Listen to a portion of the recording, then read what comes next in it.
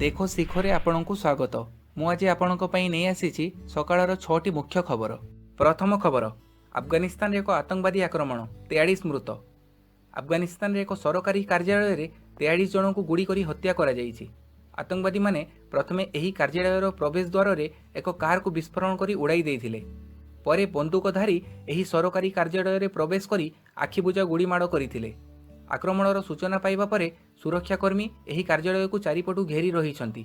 ଆକ୍ରମଣକାରୀ ଓ ସୁରକ୍ଷାକର୍ମୀଙ୍କ ମଧ୍ୟରେ ଗୁଳି ବିନିମୟ ଜାରି ରହିଛି। ଏଥିରେ 5 ଜଣ ଆତଙ୍କବାଦୀଙ୍କର ମୃତ୍ୟୁ ହୋଇଥିବା ସୂଚନା ମିଳିଛି। ଦ୍ୱିତୀୟ ଖବର, ଦେଶର ଦୀର୍ଘତମ ସେତୁ ଲୋକାର୍ପଣ କଲେ ପ୍ରଧାନମନ୍ତ୍ରୀ ମୋଦି। ଦେଶର ସର୍ବବୃହତ୍ତମ ବ୍ରିଜ୍ ବୋଗିବିଲକୁ ଲୋକାର୍ପଣ କରିଛନ୍ତି ପ୍ରଧାନମନ୍ତ୍ରୀ ମୋଦି। ଶିଳାନ୍ୟାସ ହେବାର 21 ବର୍ଷ ପରେ ବ୍ରହ୍ମପୁତ୍ର ନଦୀ ଉପରେ ନିର୍ମିତ 4.94 କିଲୋମିଟର ଦୈର୍ଘ୍ୟ ବିଶିଷ୍ଟ ଏହି ବ୍ରିଜ୍କୁ ଦେଶବାସୀଙ୍କ ସେବାରେ ଉତ୍ସର୍ଗ କରାଯାଇଛି। ଆସାମର ଦିବ୍ରୁଗଡ଼ ଜିଲ୍ଲାର ବ୍ରହ୍ମପୁତ୍ର ନଦୀରେ ସାଉଥ୍ ବ୍ୟାଙ୍କ ସହିତ ଅରୁଣାଚଳ ପ୍ରଦେଶର ଧେମାଜି ଜିଲ୍ଲାର ଶିଳାପଥର ସହିତ ଏହି ବ୍ରିଜ୍ ସଂଯୋଗ କରିବ। 2 ଥାକିଆ ବ୍ରିଜ୍ର ଉପରି ଭାଗରେ 3 ଲେନ୍ ବିଶିଷ୍ଟ ସଡ଼କ ପଥ ଏବଂ ତଳ ଭାଗରେ 2 ଲେନ୍ ବିଶିଷ୍ଟ ଟ୍ରେନ୍ ଲାଇନ୍ ରହିଛି। ବ୍ରିଜ୍ର ନିର୍ମାଣ ପାଇଁ 5,900 କୋଟି ଟଙ୍କା ଖର୍ଚ୍ଚ କରାଯାଇଛି। ବ୍ରିଜ୍ରେ 80,000 ଟନ୍ର ଷ୍ଟିଲ୍ ପ୍ଲେଟ୍, 1,000 ଟନ୍ର ହାଇଡ୍ରୋଲିକ୍ ଜ୍ୟାକ୍ ବ୍ୟବହାର କରାଯାଇଛି।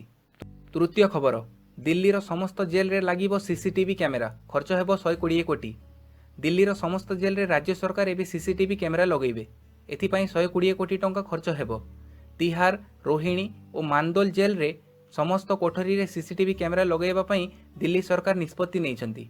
ଜେଲ୍ ଭିତରେ କେତେକ ଅପରାଧୀଙ୍କୁ ସ୍ୱତନ୍ତ୍ର ସୁବିଧା ସୁଯୋଗ ଦିଆଯାଉଥିବାର ଅଭିଯୋଗ ହୋଇଥିଲା। ଏହାପରେ ଦିଲ୍ଲୀ ସରକାର ଜେଲ୍ର ସମସ୍ତ ୱାର୍ଡରେ ସିସିଟିଭି କ୍ୟାମେରା ଲଗାଇବେ ବୋଲି ନିଷ୍ପତ୍ତି ନେଇଛନ୍ତି। ଚତୁର୍ଥ ଖବର, ଆସିବ ନୂଆ 20 ଟଙ୍କିଆ ନୋଟ୍। ଭାରତୀୟ ରିଜର୍ଭ ବ୍ୟାଙ୍କ ପକ୍ଷରୁ ନୂଆ 20 ଟଙ୍କିଆ ନୋଟ୍ ଜାରି କରାଯିବ। ଆର୍ବିଆଇ ପକ୍ଷରୁ ଜାରି ଏକ ବିଜ୍ଞପ୍ତି ଅନୁଯାୟୀ 2016 ମାର୍ଚ୍ଚ 31 ସୁଦ୍ଧା 492 କୋଟି 20 ଟଙ୍କିଆ ନୋଟ୍ ପ୍ରଚଳିତ ଥିବାବେଳେ 2018 ମାର୍ଚ୍ଚ 31 ସୁଦ୍ଧା ସେଥିରେ 2 ଗୁଣ ବୃଦ୍ଧି ଘଟିଛି। ମୋଟ ପ୍ରଚଳିତ ନୋଟ୍ରେ 20 ଟଙ୍କିଆ ନୋଟ୍ର ଅନୁପାତ 9.8% ରହିଛି। ଚାହିଦାକୁ ଦୃଷ୍ଟିରେ ରଖି ଆହୁରି 20 ଟଙ୍କିଆ ନୋଟ୍ ଛପାଯିବ। ପଞ୍ଚମ ଖବର, ମୋଦିଙ୍କ ଉପହାର, ରାମ ସେତୁ ପର୍ଯ୍ୟନ୍ତ ରେଳ ଧାରଣା ପ୍ରସ୍ତାବ ମଞ୍ଜୁର। ରାମେଶ୍ୱରମ୍ ଧନୁଷକୋଡ଼ି ସେକ୍ସନ ଉପରେ ପୁଣି ରେଳ ଧାରଣା ନିର୍ମାଣ ପାଇଁ କେନ୍ଦ୍ର ସରକାର ନିଷ୍ପତ୍ତି ନେଇଛନ୍ତି। ଏହି ରେଳ ପ୍ରକଳ୍ପ ପାଇଁ ପ୍ରାୟ 208 କୋଟି ଟଙ୍କାର ବ୍ୟୟ ବରାଦ କରାଯାଇଛି। ଏହି ରେଳ ଧାରଣା ହେବା ଦ୍ୱାରା ପ୍ରସିଦ୍ଧ ରାମ ସେତୁ ପର୍ଯ୍ୟନ୍ତ ରେଳ ସମ୍ପର୍କ ଯୋଡ଼ାଯାଇପାରିବ। କାରଣ ଧନୁଷକୋଡ଼ି ଠାରୁ ରାମ ସେତୁ ଆରମ୍ଭ ହୋଇଛି। ପୂର୍ବରୁ ଏଠାରେ ରାମେଶ୍ୱରମ୍ ଠାରୁ ଧନୁଷକୋଡ଼ି ଯାଏଁ 18 କିଲୋମିଟର ପର୍ଯ୍ୟନ୍ତ ରେଳ ଧାରଣା ବିସ୍ତାରିତ ହୋଇଥିଲା। ଏହା ସହ ପମ୍ବନ ସେତୁ ନିର୍ମାଣ ପାଇଁ କେନ୍ଦ୍ର ସରକାର ଆଗ୍ରହ ପ୍ରକାଶ କରିଛନ୍ତି। ଏହି ପ୍ରକଳ୍ପ ପାଇଁ 458 କୋଟି ଟଙ୍କା ଖର୍ଚ୍ଚ ହେବ ବୋଲି ଜଣାପଡ଼ିଛି। ଆସନ୍ତା ଜାନୁଆରୀ ମାସରୁ ଏହି କାର୍ଯ୍ୟ ଆରମ୍ଭ ହେବ। ଷଷ୍ଠ ଖବର, ଇଣ୍ଡୋନେସିଆରେ ପ୍ରଳୟଙ୍କରୀ ସୁନାମିରେ ମୃତ୍ୟୁ ସଂଖ୍ୟା 429କୁ ବୃଦ୍ଧି। ଇଣ୍ଡୋନେସିଆର ପ୍ରଳୟଙ୍କରୀ ସୁନାମିରେ ମୃତ୍ୟୁ ସଂଖ୍ୟା 429କୁ ବୃଦ୍ଧି ପାଇଛି। 1400ରୁ ଅଧିକ ଲୋକ ଆହତ ହୋଇଛନ୍ତି। ପଶ୍ଚିମ ଜାଭା ଓ ଦକ୍ଷିଣ ସୁମାତ୍ରା ଉପକୂଳ ଅଞ୍ଚଳରେ ବସବାସ କରୁଥିବା ଲୋକମାନଙ୍କର ବହୁ ସଂଖ୍ୟକ ଘର ସୁନାମି ସ୍ରୋତରେ ଭାସି ଯାଇଥିବାରୁ ହଜାର ହଜାର ସଂଖ୍ୟକ ଲୋକ ବାସହରା ହୋଇପଡ଼ିଛନ୍ତି।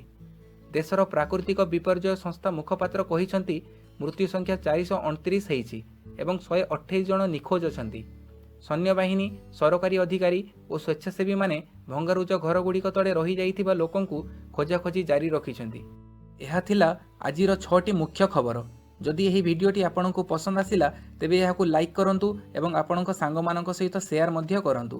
ଆଉ ଏଇଭଳିଆ ଡେଲି ନ୍ୟୁଜ୍ ଅପଡେଟ୍ ପାଇବା ପାଇଁ ମୋର ଚ୍ୟାନେଲକୁ ସବସ୍କ୍ରାଇବ୍ କରନ୍ତୁ। ଧନ୍ୟବାଦ।